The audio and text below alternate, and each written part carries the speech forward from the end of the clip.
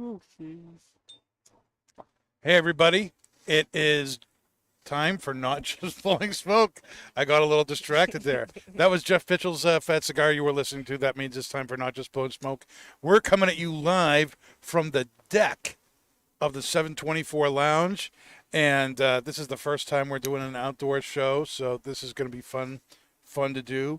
Wherever you're streaming from, whether you're watching us live on Facebook or on YouTube, or if you're listening after the fact, wherever you got your podcast from, make sure you hit that subscribe button at the bottom of the screen so that you don't ever miss a thing. I'm Pastor Padron. I'm here with my co-hosts, Pat and Dave. We have Bree with us from the 724 Lounge. Debris.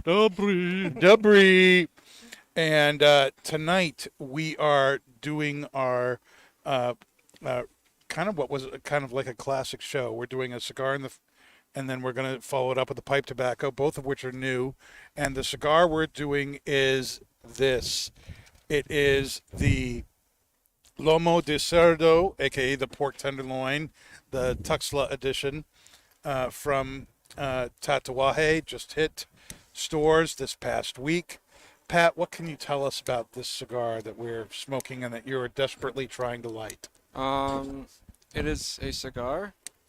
That's very good, Pat. It's the pork, This is a cigar, people. It's also brown. it's the pork tenderloin, which is arguably Tatuaje's best release. It's part of the meat series. It comes in the meat packaging, the whole nine. Meat series. The blend on it, this specific one has a Mexican San Andreas wrapper on it, which is what Tuxtla means. Tuxtla is the main municipality in Mexico where the tobacco industry is there. So this is Tuxtla, Mexican San Andreas. And the blend is based off of the original, obviously, pork tenderloin, which had a Connecticut broadleaf wrapper, a Nicaraguan binder, and the same filler blend as the J21, which is another one of Tatuaje's well-known releases. So this one just has a San Andreas wrapper on it, opposed to the Connecticut broadleaf. Right, and it's a Robusto. It's 5 1/8 by 52. Yep, the big brother of the pork chop. The big brother of the pork chop, the tenderloin. And a little over, what, 1,800? Was it 1,800 packs? Yeah, that sounds about right. It wasn't a huge release. Yeah, it was. It wasn't. It was a little over that, from what I read on Half Wheel. Yeah, because usually the companies make more than they're planning because of, quality control. And Stuff the risk. happens. Yeah. Yeah. So we'll talk about it a little bit later on in the show, but it comes in a bundle, not in a box, and it's wrapped to make it look like something you'd get from a butcher shop. And it actually, says the Lomo de Cerdo on it. It nowhere on the packaging does it say pork tenderloin. But Lomo de Cerdo, that's what that means, is pork tenderloin. The green and silver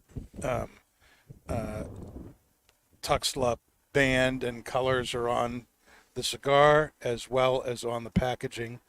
And we are pairing something special with this tonight. We don't often do wine. Do you want to talk to us about the stuff we're drinking with this, Brie? Yeah, so like you said, it's kind of interesting. A lot of times, as many people as there are that drink wine with Brie wants cigars, wine. it's not a easy to pair spirit with cigars for a lot of different reasons. But this is actually a new red wine that we just brought into Twins at the 724 Lounge. And it's called Costa de Mori Montepulciano de Abruzzo. So Bless you. a bit of a mouthful, but if you're ordering it, Costa di Moro for short. It's described as an exuberant and complex wine with a warm and silky mouthfeel and notes of black cherry, cocoa, raspberry, tobacco, and almond. So it's kind of interesting reading up on their story. So they age the wine for 4 months, half in oak barrels, and then the other half of the time in stainless steel. Weird.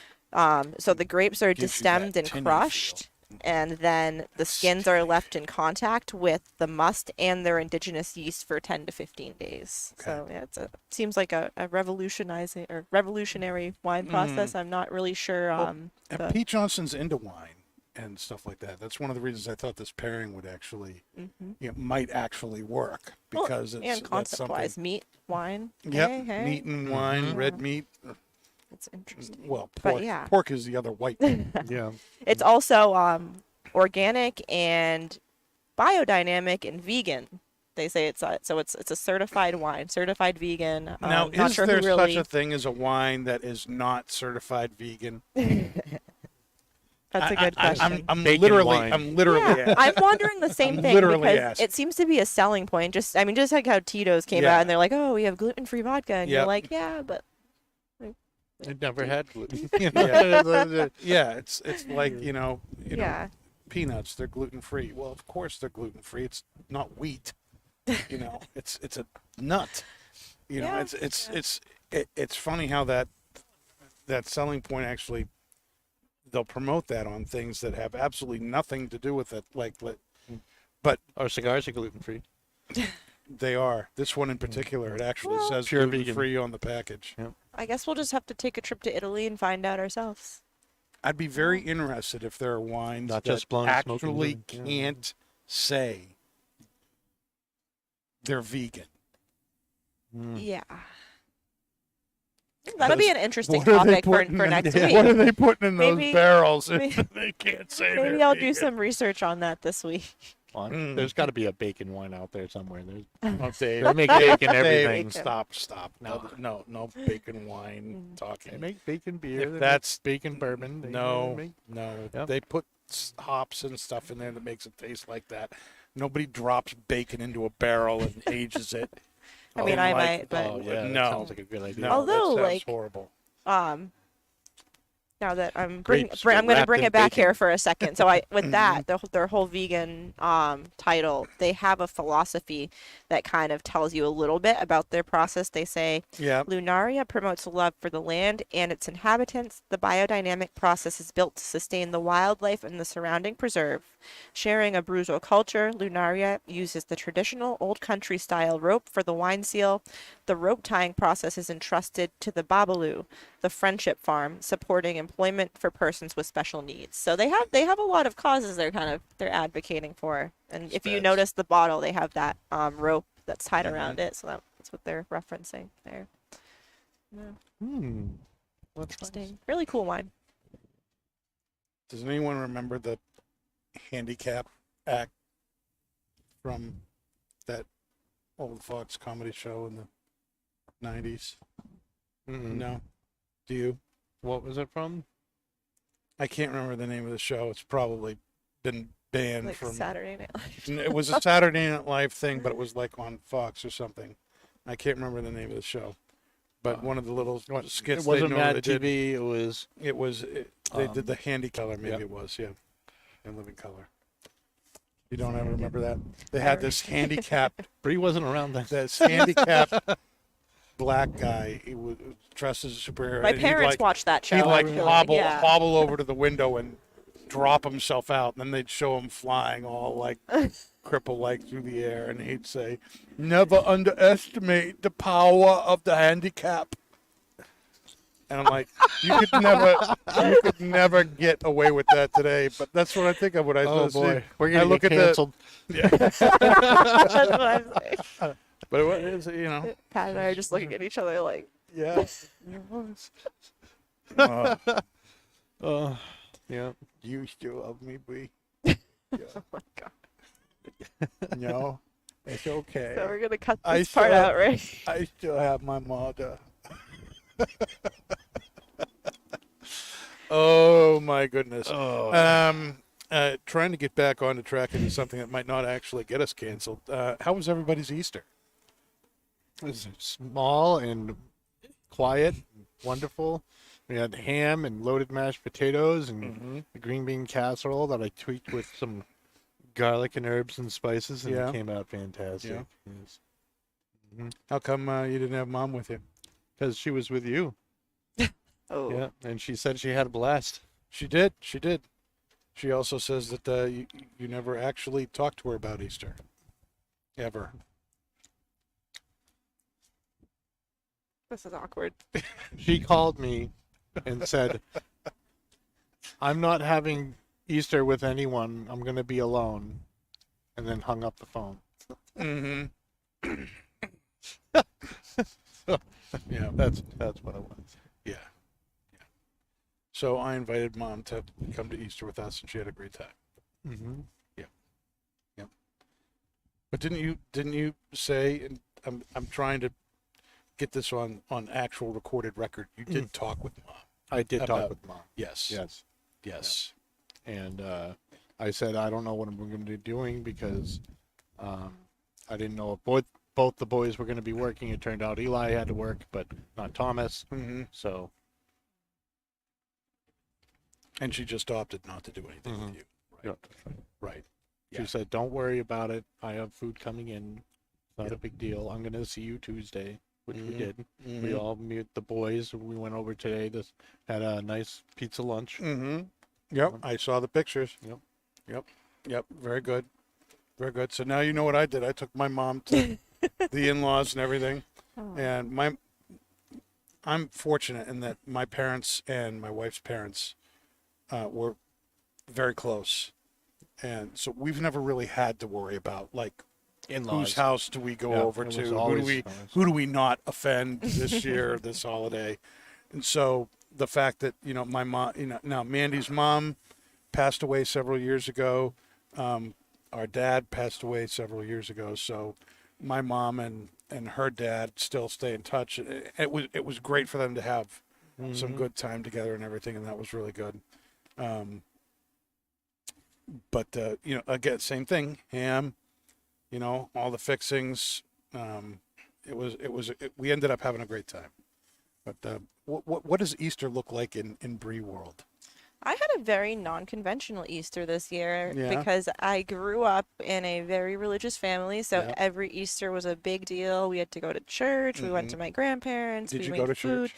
No, this year. So most of my family is now like in different parts of the country. Like my Okay. parents down south. My grandmother passed away. Like my aunts up here, but everyone's kind of doing their own thing. So I just took this Easter as a time to celebrate the spring equinox and reconnect with nature, get some cleaning done, Get and some cleaning done.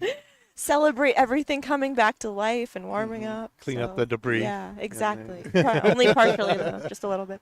Yeah. So Yeah. Yeah. Did you eat anything? I celebrated the spring equinox. Yeah, and I ate at Pressed Cafe. You ate at Pressed Cafe. Yeah, What's it's this that? really good little like they do like pressed juices. They make all sorts of like healthy quinoa bowls. Are they vegan? No, God no. If they're Okay. yeah. I mean, they have vegan options. They have but, vegan yeah, options. they are not fully vegan because Are I you love cheese vegan? too much. Are you vegan? I love cheese too much. You love cheese too Yes. much. Cheese and eggs and Bacon. yes. Yes. And Yes. bacon. We know Bree loves her bacon. Cheese. Yes. Yes. Cheese, good. yes. It's Mostly cheese, yeah. cheese. What about you, Pat? What did you do for Easter? Do you still do Easter egg hunts at your house? No, No? just had family over and good food. My brother sporadically proposed that no one knew about, so that happened. So To you? no, to his so it was good. Okay. To a woman? Yeah, it To was. his yes? Yeah, to a nice woman. Okay, very good. I'm just making it clear. You didn't make that very clear. That was implied. Wow. You obviously have not been paying attention to the last few, years in the United States here. You can't assume that. Yeah. Well, this is just You can't assume that. this episode's not making it to YouTube. All the more reason we can just, talk like we normally would, in the lounge and everything. So we have 10 minutes of usable footage. Is anyone still listening, Dave? Let's see. No comments yet. No comments yet. Yeah, well, there you go. That's good. So, We have a lone person on Facebook and 2 people on YouTube. So okay. Let me ask you a question, Pat, about the cigar here. We've talked in the past about the whole thing that some cigars, are doing, being named after food or flavors or things like that. And there's people who think that that is really hurting the industry. That when you start talking about a cigar like it's a pork tenderloin, that's going to pull underage people's interest into the cigar. So you don't do it.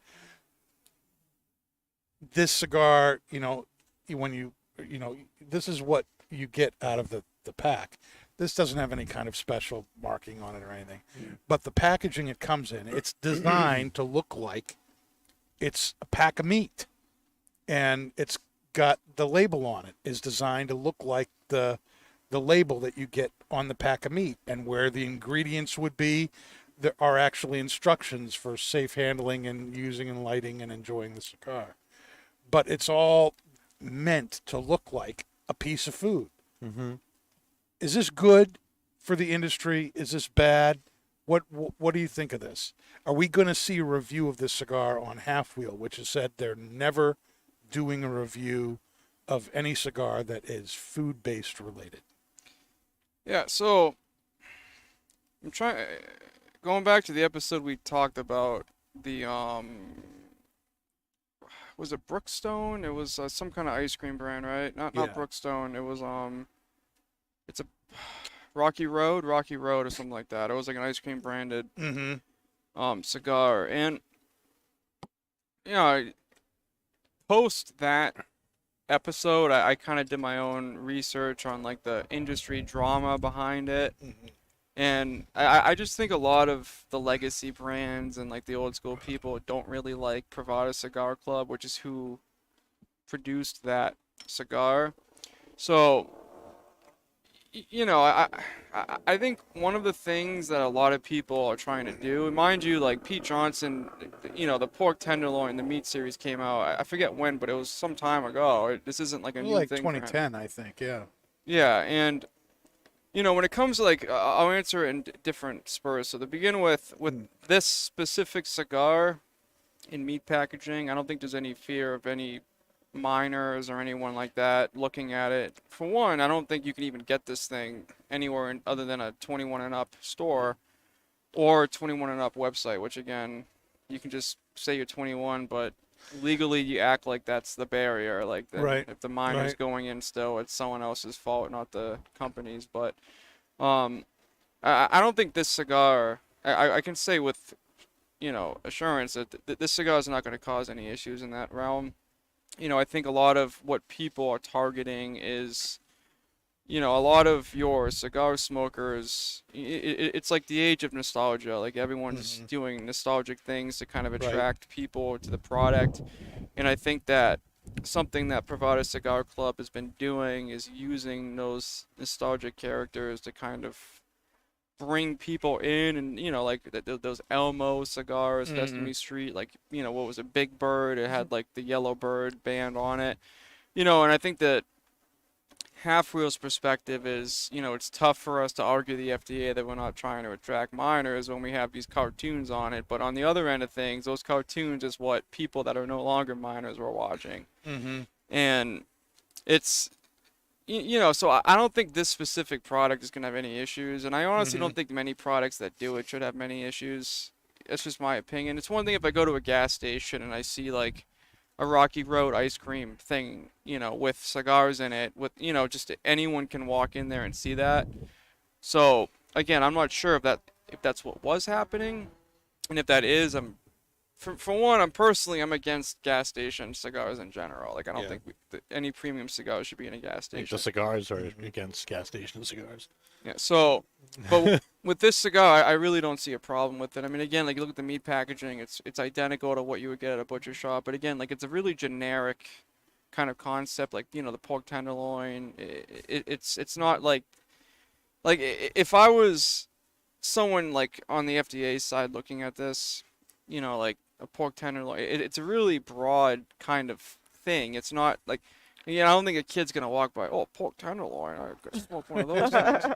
It's not like if you have like Rocky Road ice cream or like Munchies cigars or anything of that sort. Big I would Bird or argue something, like like the new like breakfast tacos we have in would be more of an appeal to minors, but I still don't see any appeal I mean, again, you have like the colors of the band and everything like that, but it's, I think the appealing to minors with marketing and cigars is kind of a frivolous argument. Like I really don't, even if you use like a Sesame Street cartoon logo on a cigar, I still don't see the product attracting a minor. I really don't. It's one thing if it was like an ice cream cigar and the cigar tasted like ice cream and then that's in a gas station somewhere, but I really don't see this being a problem. And I actually see it as a really good marketing technique from Pete. Like it's unique, and I think the industry's doesn't have a lot of unique things right now coming out, so it's good to see that Pete brought back that original unique concept he had. Right. I haven't had the previous releases of the Tenderloin. You have. How do you think this compares to previous releases, the original release? So I'll say that in general, the Tuxla series, they did the Avion, the T110, the 7th. I thought they're not bad cigars, but I didn't think they were better than the originals. And, Pete has a thing where he just does different wrappers on existing blends. I mean, we talked about this earlier, and it's not a bad thing. But the Tuxlas were definitely like my least favorite wrapper change he's done. But the pork tenderloin, comparing it to the original, again, the original that I had, Twins had a pack that we sold. It was probably a year and a half ago now. So those cigars were from 10 years ago. Right. So out of the box, I really can't speak to it, but the original pork tenderloin was absolutely phenomenal cigar. Like, it just, that broadleaf just aged so well, like most tats do. Yeah. And it just had like this really, really pronounced sweetness, I remember, and it just kind of matched with like, it had that really kind of floral sweetness you kind of get out of a Cuban cigar. And it had a really like rich, refined oak note. It was just super creamy. Had a little bit of like a touch of spice on it. It was a phenomenal, phenomenal cigar. And then the Tuxla version of it, it's good. It's my favorite Tuxla, and I think it's the closest to point with the previous blend. It's closer for sure. I think that I think some people might like the Tuxla more than the original pork tenderloin if they've ever had it.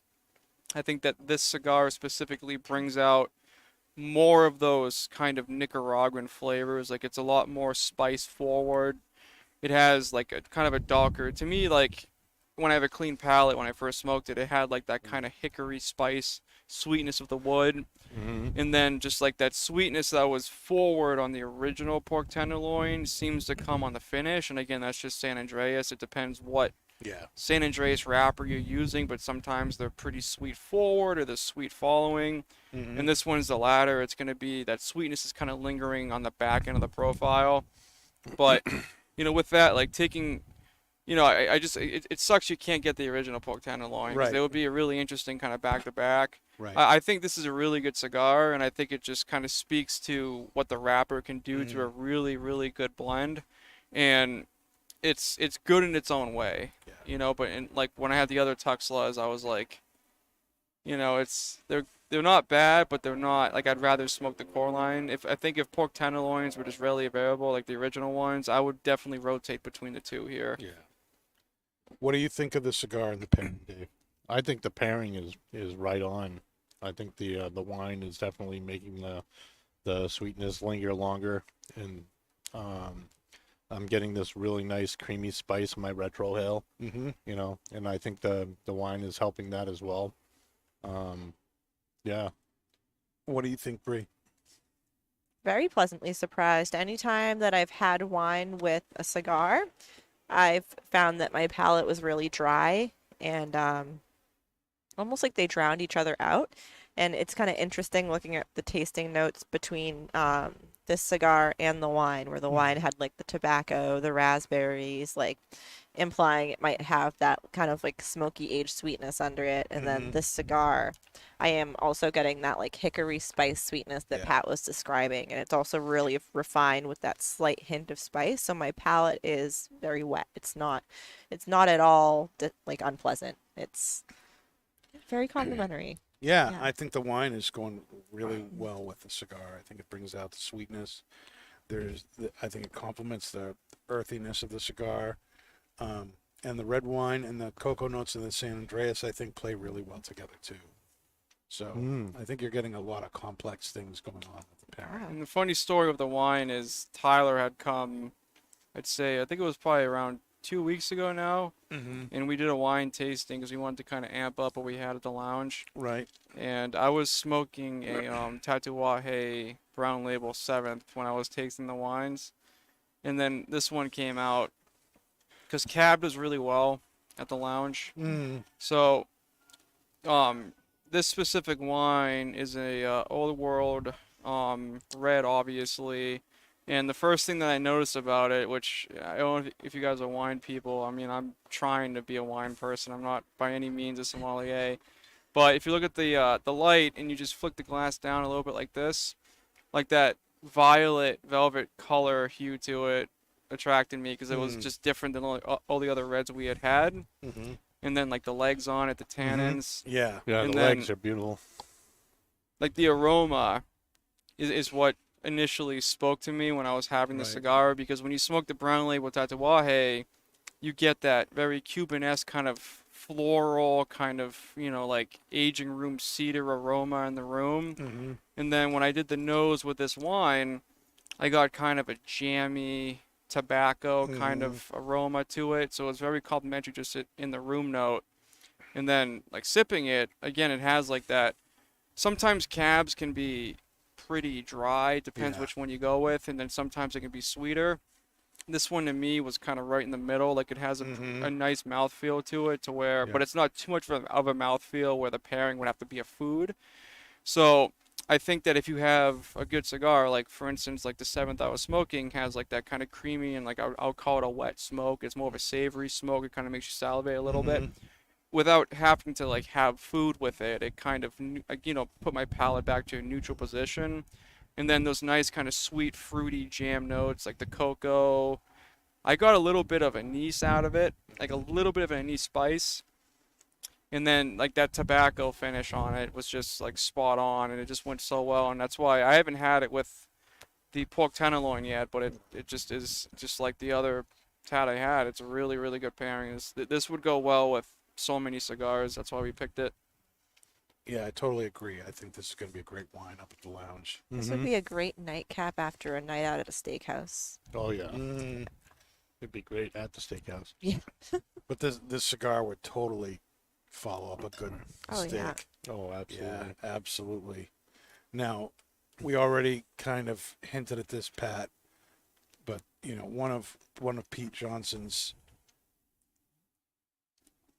things that he really likes to do is to show off how changing the wrapper changes the cigar, how much of the wrapper actually affects the rest of the blend. And it's become kind of his modus operandi to take a blend and put a new wrapper on it. And then a couple years later, he'll put another kind of wrapper on it. Then a couple years later, he'll do another kind of wrapper. And, this, when I saw this and, the whole Tuxla thing coming out, and all of the, the first 3 Tuxlas came out last year, I started thinking, I know that if you were going to ask Pete, he would say, I'm trying to educate people about how changing one thing about a blend changes the entire experience. But I can't help but wonder whether, can you not think of anything new? I mean, you take a blend that you had, why not do the thing that people enjoyed 10 years ago? Why put a different wrapper on it that may or may not make it better than the original? So is it like creative fatigue? Do you think It might be options too. that might be Like, this, broadleaf or has been really hard to get lately, and or do you think it's the FDA with all of its threatenings and stuff that he just doesn't feel like it's worth the effort to put a whole new blend together or something? This tobacco we have is good. Let's try it on that. So is it educational? Is it a sign of creative fatigue?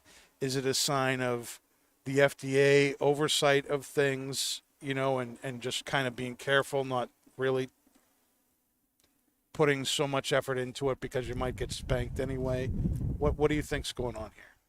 So I would say it's more of a, like, if you really were in Pete's head, or I guess if I was in Pete's position, my answer to it would be, I don't want to say it's solely a marketing thing, but if you look at like the origins of Tatuaje, like early mid 2000s, it was immediately a cultist brand. Like when Tatuaje first came out, the brown label, you couldn't get the stuff. It was sold out everywhere. And then in this case, the meat series, I wish I remember the name of the shop. It was in Massachusetts, Boston. The owner's name was Pork Chop. I forget. But, Gloucester Street Cigars. Yes. That's where they were originally made. So for, yes. this cigar was made for Gloucester Street Cigars in the peak of the Tatuaje demand. And this shop not only had Tatuaje, but it had an exclusive Tatuaje. So with that being said, like a lot of the things Pete does turns into, because of this cult following he has, it just picks up traction. And I think that when it comes to him switching the wrappers, I mean, if you look at like the primary portfolio of Tatuaje, he does the Habano Rosado, which is on his brown labels, and then the Escasos is a higher priming. He has the Ecuadorian Sumatra, and then he has the broadleaf, and then all three of those tobaccos has like this cult following for it, right? Like he switches these wrappers, and it's like, oh, like the PCA and the TAA came out, same cigar, Sumatra, broadleaf. It's again, and then people that are the consumers of his are gonna like want to get those because it's the Sumatra and the broadleaf version of it, And when it comes to the meat series, if he released the meat series, it's going to sell. If he does the Tuxla, which is San Andreas wrapper, is cheaper than broadleaf, so it could be to Dave's point, it's going to sell. And it's also something new. And, the Tuxla series very well could become another wrapper that Pete's starting to utilize, because I think he had teased that he may continually release a Tuxla series. So I think it is an educational thing, but that wasn't like the intent of it. I just think that he has blends that never died out, and then he just and he's very smart with his production because he doesn't keep releasing it. Like for instance, like the J21, right? He did a re-release of it. I want to say it was like a year and a half ago. So we had a short run of those, and that cigar with the Tat following is like one of those, like if you see it, get it. It came originally in 50 count cabinets. I don't remember if it was 50 count cabinet when it came out again. But it's going to sell. So you have a cigar here, and you're going to market it as, and again, when I was reading on the blend of it to double check, my notes on it, it's advertised as a J21 filler blend. So you're using an old cigar that had a cult following for it on this. You're using an old concept that had a cult following, and now you put a new wrapper on it. It's a no-brainer. It's going to sell. Like we got 50 bundles at Twins. They'll be gone. Yeah. And you could have done the old thing too, but Right. again, like the profit margin, it might be better doing the San Andreas on it, but it's also, you could do a release of 1,800 bundles of the original one. You already know it's going to sell, or you can use kind of the coattails of that release and do a new blend of it, and then that's going to sell. And then maybe this is something that you can more regularly produce than the other one, because again, broadleaf is a little bit harder to get. Right. And that might be why he did the Tuxla series, because again, we had, to me, like when I first started at Twins, I think it was like the San Andreas boom. Like it seems like every Yeah, cigar that San came Andreas out. Oh my was gosh, everywhere. yeah, so And true. honestly, San Andreas is stock cut, it's cured. It's pretty similar how it was done in Connecticut. And, when I started here is when like the marijuana business started buying broadleaf and using broadleaf to be, rolling papers for marijuana. So I think that naturally it's like a lot of companies are utilizing San Andreas now, so that may very well be why the Tuxlas came to be, because instead of doing these reserve and broadleaf releases, now he has another wrapper that he can utilize to keep doing these releases, and then using the previous cult following brands to kind of capitalize on that. Because most of the things Pete does, like, honestly, name one cigar Pete's done in the past year and a half that's been a regular production cigar. I don't think there's one. No. I really don't. Well, I think that's the other part of it too. Is like, I think if Pete has a blend that he smokes and he's like, oh, "This is awesome," he's gonna. That's a part in it too. Like, I think, for me, this hits like a lot of my favorite tastes in a cigar. Like, I love this. I'm loving this. This is definitely one of my favorite tats that I've Do you ever like had. it, Dave? I like it a lot. I do. Because I'll be honest, if I own a brand myself, I would probably copy everything Pete's doing. Because, like, you have core line cigars that people love, Right. like the Versailles, the Brown Label, Mm-hmm. the Tatuaje Blacks, different wrappers. You have Sumatra, you have Broadleaf, and you have a Habano. Just core line, they're good cigars. People buy them if they see them. It's like a daily rotation for a lot of people. But now that he has solidified that kind of thing, then you have the Escassos, which is kind of to me, a better version of the Brown Label. That's for selected retailers. So it's readily available to selected retailers now. Right. And then everything else he's doing now that he has this foundation is just these limited releases. So they don't get watered out. And then again, like, every crop of tobacco is going to be different. So he doesn't have to deal with that. You just do a limited release. You put it out. It's as good as you want it to be. It's with that crop. And It's really it's smart gone. marketing. It's pretty similar. It really Again, is. like, It's maybe simple. I'm just kind of, going on a tangent here with it. But, Pete's a big wine guy. Whenever you buy wine, there's a vintage on it, right? And then, like, that vintage is what people go for if it's a good year. So he might be doing it as, like, a vintage thing. Like, he has a 2020 crop. What am I going to do with it? Let's go back to the 2018 crop. What am I going to do with it? So he's not releasing these things as a regular production cigar because he's going to a certain vintage crop and he's making something out of that. I honestly, genuinely think that's what he's probably doing because he's such a wine geek. So he might look at what they're doing and be like, okay, this is something I can do. No, I think you're right. He had made a cigar. The Voku 2013 was a vintage crop, and it said it came out in 2016, and it had the band on it says 2013 vintage. I think it said vintage on it. I smoked one literally on Sunday, and I can't remember it. But that's literally like he did that because of wine. Like that, 2016, he took the 2013 crop, limited release Versailles. Versailles, am I saying that wrong? Versailles? Yeah, no. Yeah. Voku? It might be Voku. I think it's Voku. But yeah, whatever. So I think that's what he does. And I think Veracruz? Veracruz. That's what I it was is. trying. So Veracruz. I think that's what he honestly does. And again, here, very Can well. you tell I'm not a total tat freak?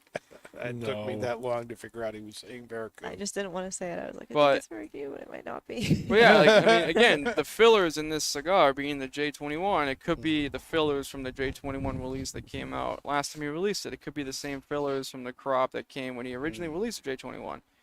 You don't know, but that would be my guess with Pete, because he uses a lot of tobacco from Pep and Garcia, and if you smoke his cigars, to me, that's a noticeable difference, with the exception of the Monster Series. I think the Monster Series kind of blends in with my father's profile.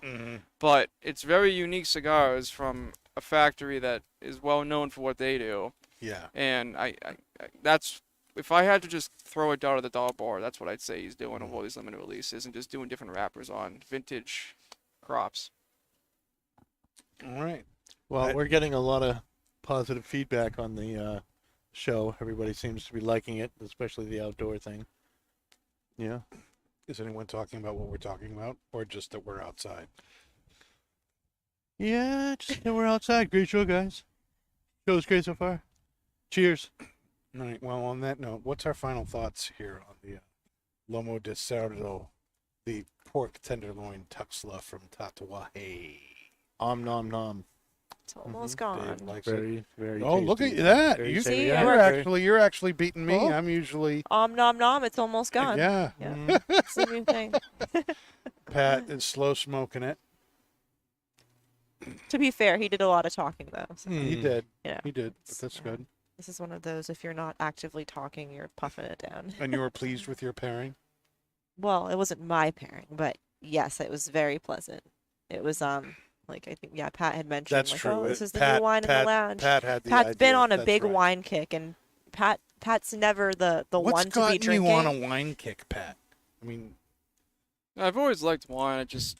It's very similar to tobacco. So I for the just last 3 years since I was legally able to drink, I've really enjoyed wine. I like wine. It's good. I honestly think I mean, not every wine's gonna go well with a cigar, but No, but and I do think this is great. You know, we do so many bourbons, scotches, you know, browns. You know, we do probably after that will be tequilas. You know, Gin.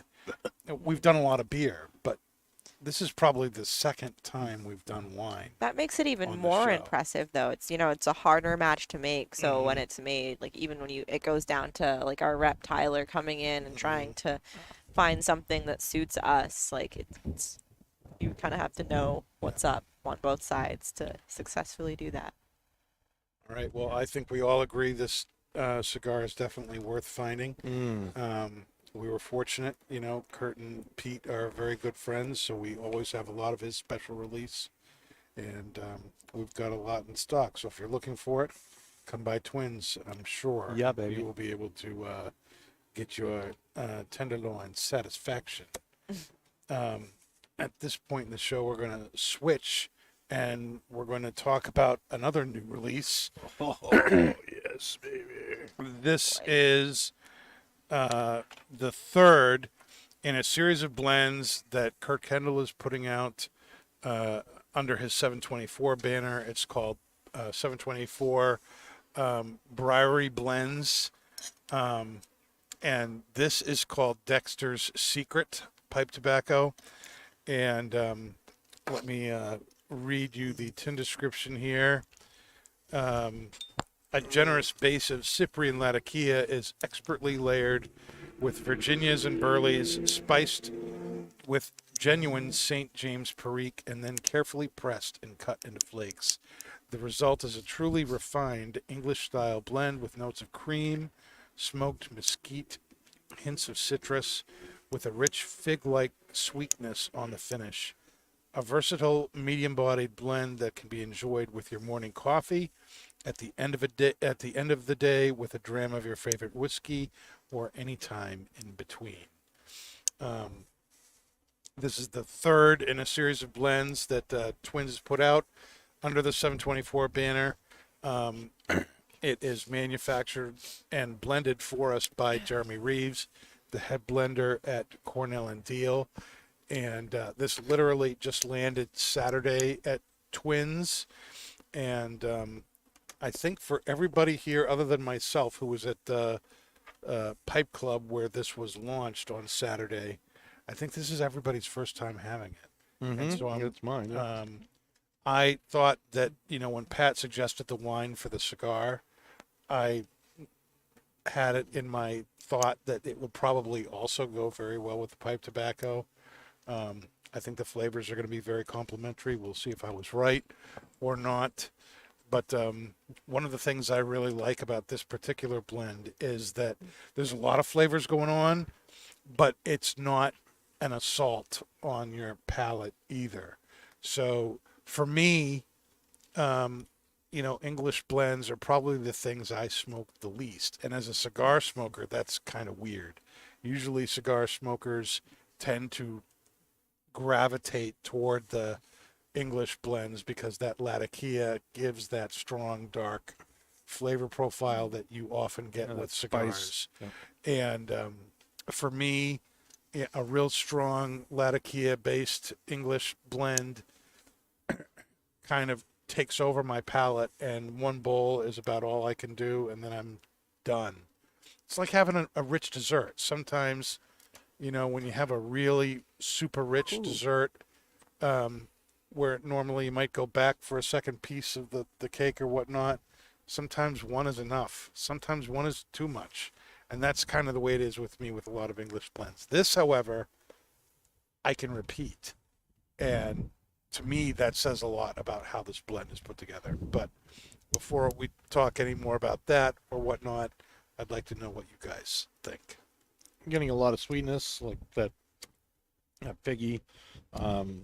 It's also creamy, and it's got a nice warm spice to it too, and it's kind of savory to me, which I think is going to go again really well with the wine. Brie. So I'm gonna do that thing that I do again. I think way back when, at one point, there was a pipe tobacco we smoked that I really liked, and I described it as having a fresh linen effect on the back of the palate. So my little, that was that coming through in this. So I think on the initial light, it's way on the lighter side than most of the pipe tobaccos we smoked. I feel like it's very mild, but it still has the complexity you were talking about. I also got a little bit of the sweetness, and now those more like figgy kind of mesquite flavors are starting to come through. But they're still subdued, and they're all complementing each other. There's no spice, there's no intensity. It's not overwhelming the palate, but it's playing on a lot of that sweetness, and I think it's gonna go great with the wine as well. So far, I've had it. Just took a sip of the wine and then a couple of puffs on the pipe, and I think the pairing is going to go very well. I'm interested for Pat's impressions, since I think he has the most discerning palate of all of us. On the Very panel true. here Very tonight. true. Yeah, so even though I don't hit the pipe as much as you guys do, I do know what I'm talking about. So typically I feel when I'm smoking a pipe, I lean towards a Latakia forward blend just because I like that leather and like that kind of darker earth component. But one of the detriments I find in Latakia blends is my palate at least picks up on during the retro. You can call it mineral. I say it's more of a metallic kind of aroma. And then when the smoke seizes out of your nostril and you get the finish, that's when that leather comes in. But then it has like that kind of, to me, an evasive kind of metallic retro. Okay. So with this specific blend, I didn't listen to anything Dan said, so I don't actually remember what's in it. I know it's Latakia, St. James Perique. Yeah, Latakia. Is there any Virginia in here? Yes. There is. Okay, so I picked that out of it. And Burley too. So the thing about this tobacco that I'm noticing is it has kind of a raspberry jam sweetness to it, but it's not a really, it's not a huge factor in the actual overall component of the tobacco.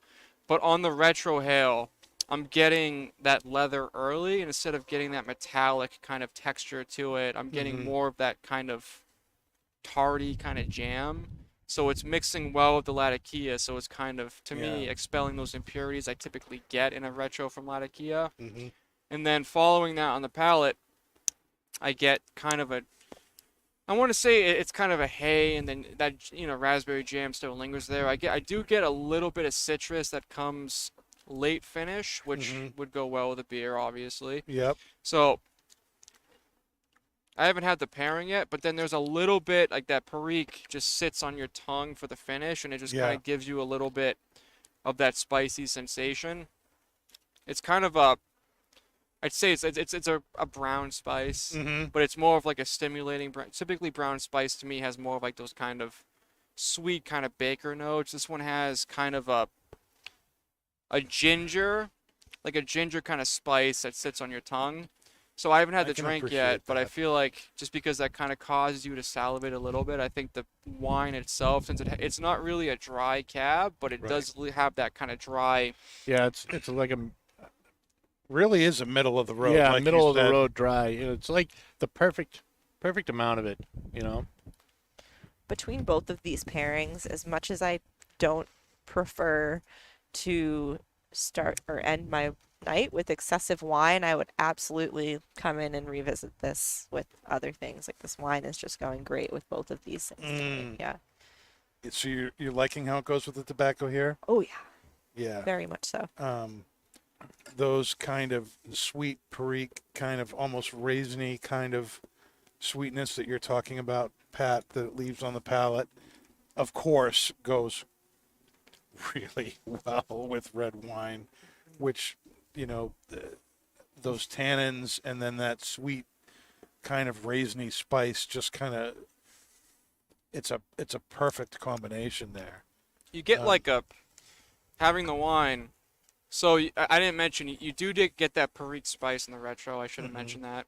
And it's like it's not an invasive Perique spice, but it's just enough to kind of open your nose up when you're retroing. Yeah. Ooh, I see what you mean. And on the tongue now, like I said, you had that kind of figgy kind of simulation in your tongue. Yep. Again, it's wine, but like when you have a grape peel, that's kind of sourness you have from the grape peel. That's what's left on my tongue, which is really interesting. It's not bad. It's like No, it's very this- pleasant. like sour. When people hear sour, they think, oh, it's bad. No, but it's like a really good mouthfeel. Tangy. You know what I mean? almost. Like it's just kind of adds that feeling to the experience. Like it's very pleasant. Yeah. Yeah, it's a tangy sour that almost makes you salivate some, which I think actually helps enjoy the wine more. You guys experience that too? Yes. Yes, sir. It seems to bring out some more of the flavors and complexities in the wine. I feel like this tobacco brings out more of that straight grape flavor in the wine too, like the grape. Almost like. Yeah, I'm really enjoying this. Mm. So this whole Briary Blend series, it's kind of funny. It started really as a kind of a Joke. yeah. I mean, for lack of a better word, it was like we've got a strong growing pipe community here at Twins, pipe and tobacco events here. Do just as well as even the high-end cigar events that we do here. And at one point, I remember seeing from one of the reps a tobacco tin that had been made just for a pipe show, and it was one of 216 tins. And it got me thinking, well, if they can make runs that are that small, could they make stuff for us? And so Kaz Walters, who is the kind of the head of sales over at DC Enterprises that owns Cornell and Diehl, and I started talking about it. And it became, you know what, this might be an interesting thing to look into. And once we realized that, yeah, given the right conditions, this might be something that they'd be open to, we pitched the idea to Kurt. And, Kurt's obviously he's a savvy business guy and a total tobacconist and but he's a cigar nerd. He's not a pipe guy. And so I was, curious as to whether or not he would actually be willing to come on board with us and see if we could bring this to reality. And to my very pleasant surprise, I didn't even have to really fight with him. He thought the idea was great. So that led to our first blend coming out a little over a year ago. Boston Tea Party. Boston Tea Party. Yep. Which flew off the shelves. I mean, we were surprised. DC was was surprised. Everybody was surprised. And, the people who reviewed it, pipe guys who reviewed it, gave it, the top ratings. And we really flew through the initial release of that. And then we kind of hung on that coattails of that and came out with a Virginia Perique. The Boston Tea Party's a Burley blend. Came out with a second blend called Queen City, which is a Virginia Perique, and to me, it's one of my favorite Virginia Perique blends that's out on the market. It's dark, it's grapey. It would be another blend that would go very well with this wine, actually, because of how it is. And then the third blend we wanted to come out with was an English blend. We know that this is a big cigar shop, and if cigar people also do pipes, they tend to go for English blends, so it seemed like a natural thing to do to go that way. and we wanted to do something other than the ribbon blends that we'd been doing. So we wanted to try something different. And so we actually looked at this blend as a crumble cake and as a flake.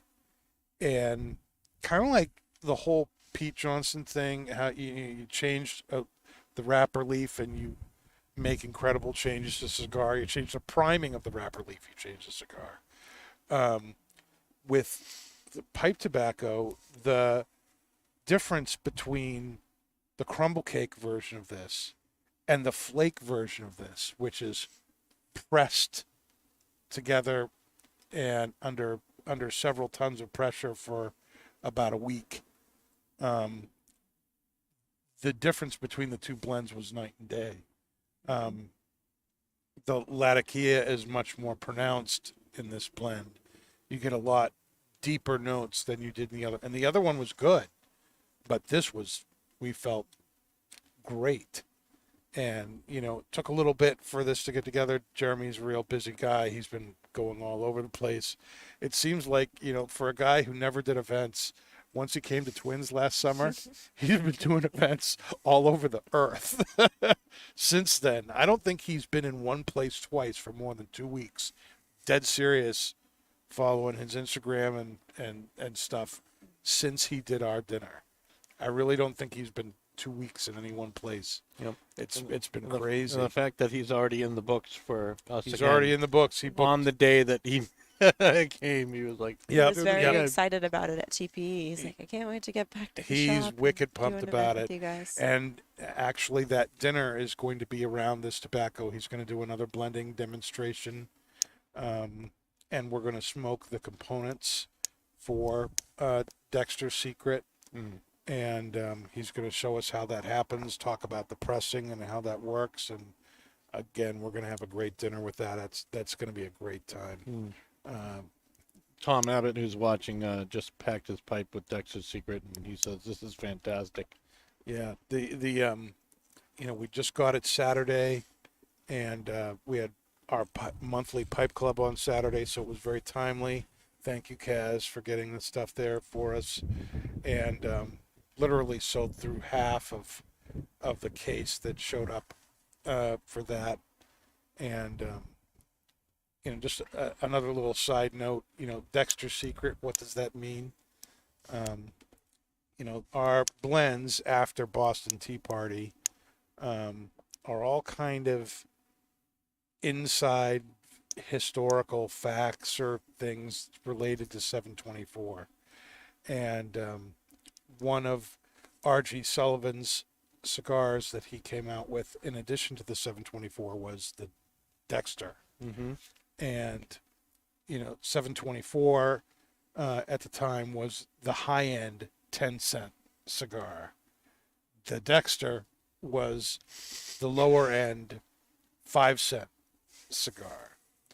And so the kind of the little play on things and maybe even the inside joke or tweak that I'm given, knowing that Kurt isn't a pipe guy, is that there's Dexter's Secret, and it was this English blend pipe tobacco that of all of the pipe tobacco that there is, English tobaccos are the ones that Kurt can't stand the most.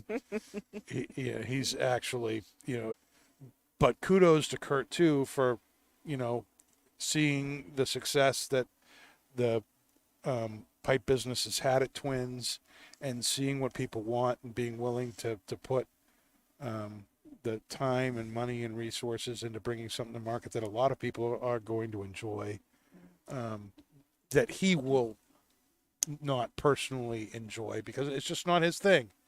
And nothing is everybody. No matter how great a thing is, no thing is everybody's thing. But I really appreciate Kurt being willing to put in the time for this, and I'll stop there with my little blur preaching about the Dexter's Secret. I'd like to hear more what you guys think, if you guys have any questions going forward. Well, I think the pairing so far is going magnificently. I just Really can't good. help but think of the TV show Which Dexter's Lab. Dexter. Dexter. Well, no, not the cartoon. Oh, the, the the Dexter, show. Dexter, yep. But yeah, Dexter does Yep. have a secret. He's a serial killer, but nobody Yeah. knows. Oh. Mm-hmm. The only tasting note I can add is lavender. I'm getting like a kind of a pine cone, which A pine cone lavender. well, it's a wine tasting note lavender because of the barrel finish, but it's lavender basically breaks down a pine cone, like a floral pine cone. The room note is really incense like. As a matter of fact, one of our regular pipe guys is a retired Greek Orthodox pastor, and he has been pumped about this coming out. He was one of the guys I let try the test blends as we were picking them, and this to him, you know, the room note for him reminded him of the incense that they use in their church service. So for him, he smokes it. He feels like he's, you know, back in the house of God, you know. And I thought that was awesome. That is awesome. Mm-hmm. Oh, this is really good. It just made the pagans all really quiet here.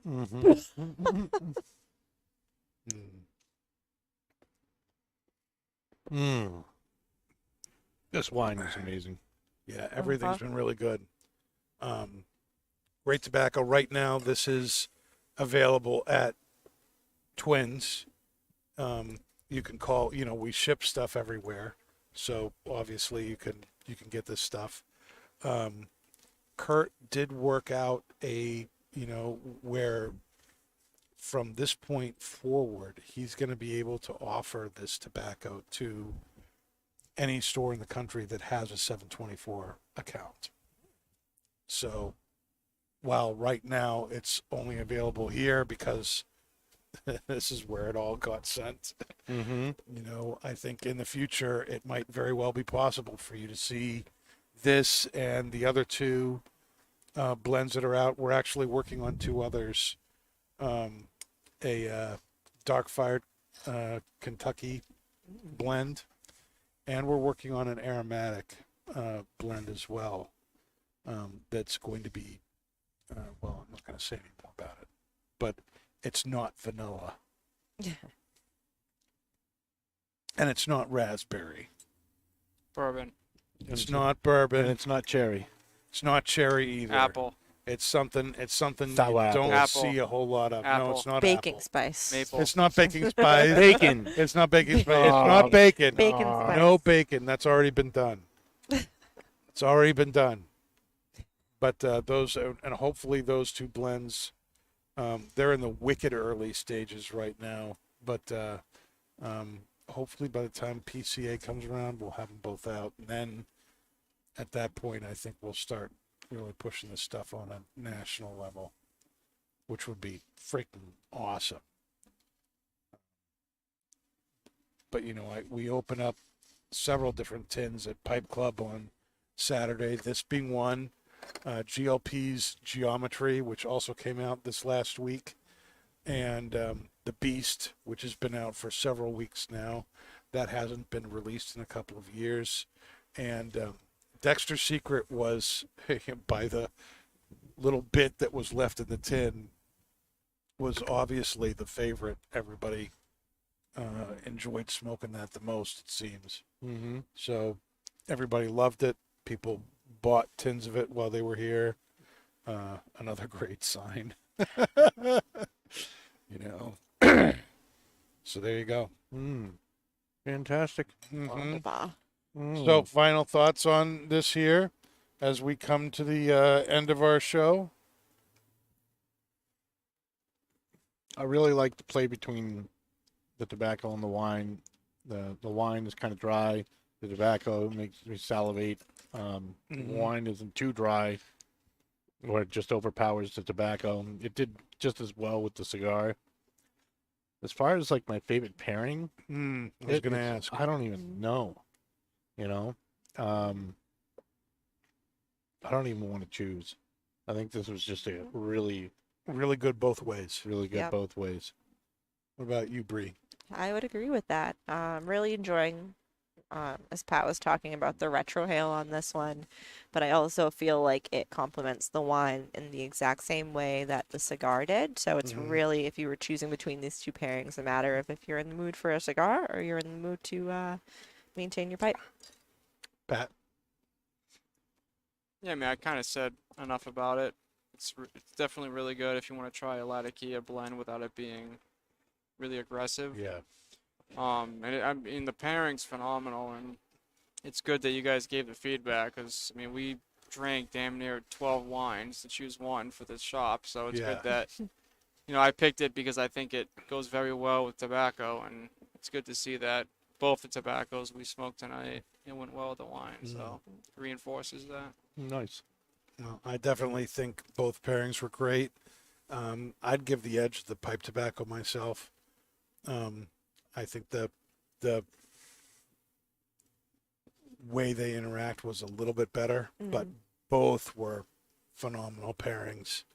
I'm glad to see there's good wine at the shop too. Not everybody's always in the mood for a bourbon, or a scotch, so it's nice to have choices,